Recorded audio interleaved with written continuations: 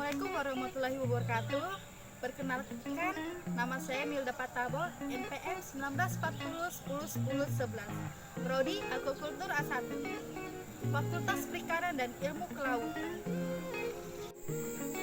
Mikrobiologi merupakan salah satu cabang ilmu biologi yang mempelajari mikroorganisme. Mikrobiologi juga sering disebut sebagai ilmu praktik dari biokimia. Ruang lingkup dalam mempelajari mikrobiologi meliputi pengertian tentang sejarah, penemuan mikroorganisme, macam-macam mikroorganisme di alam, struktur sel mikroorganisme dan fungsinya, metabolisme mikroorganisme secara umum, pertumbuhan mikroorganisme dan faktor lingkungan, dan mikrobiologi terapan baik di bidang lingkungan maupun pertanian. Beberapa mikroorganisme dapat bersifat patogen bagi manusia, hewan, maupun tumbuhan, dan dapat pula menyebabkan lapuknya kayu dan korosi besi. Di sisi lain, mikroorganisme juga memiliki peran penting dalam lingkungan sebagai dekomposer dan dapat menghasilkan substansi penting di bidang kesehatan maupun industri makanan. Sejarah perkembangan mikroorganisme.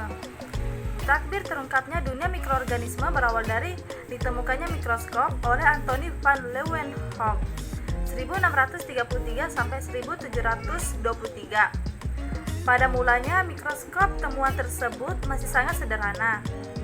Hanya dilengkapi satu lensa dengan jarak fokus yang sangat pendek, tetapi dapat menghasilkan bayangan jelas yang setara dengan perbesaran 50-300 kali. Pengamatan yang dilakukan oleh Anthony diantaranya pengamatan terhadap struktur mikroskopis biji, jaringan tumbuhan, dan invertebrata kecil.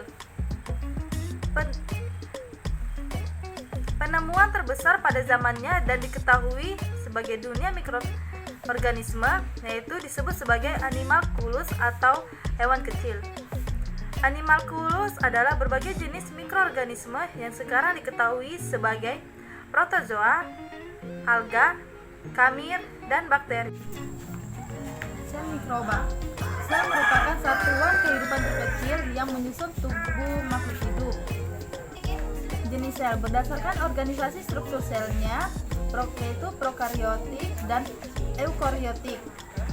Sel eukariotik membutuhkan organel internal sel yang lebih bervariasi untuk melangsungkan metabolisme, menghasilkan energi, dan mentransportasikan nutrien ke seluruh bagian selnya, contohnya alga, fungi, protozoa, tumbuhan, dan hewan. Sel prokariotik terdapat pada mikroorganisme sel tunggal, contohnya bakteri dan cyanobacteria. Mikroorganisme akuatik dan terestrial dapat membuat makanan atau tidak dapat membuat makanan sendiri. Ciri-ciri sel prokariotik adalah tidak mempunyai inti sel atau nukleus sejati, bahan genetik atau DNA tidak terstruktur dalam bentuk nukleus atau DNA terdapat pada nukleus yang tidak diselubungi oleh membran. Tidak mempunyai membran yang memisahkan nukleus dengan sitoplasma. Pembagian nukleus dengan cara pembelahan aseksual sederhana. Klasifikasi mikroba. Praktek taksonomi yaitu proses penataan organisme ke dalam suatu kelompok atau takson berdasarkan hubungan kemiripan, similaritas atau hubungan kekerabatan. Bentuk bakteri.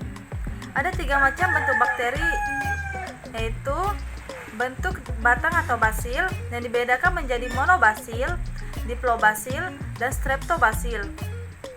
Bentuk bulat atau kokus yang dibedakan menjadi monokokus, diplococcus, streptococcus, dan staphylococcus.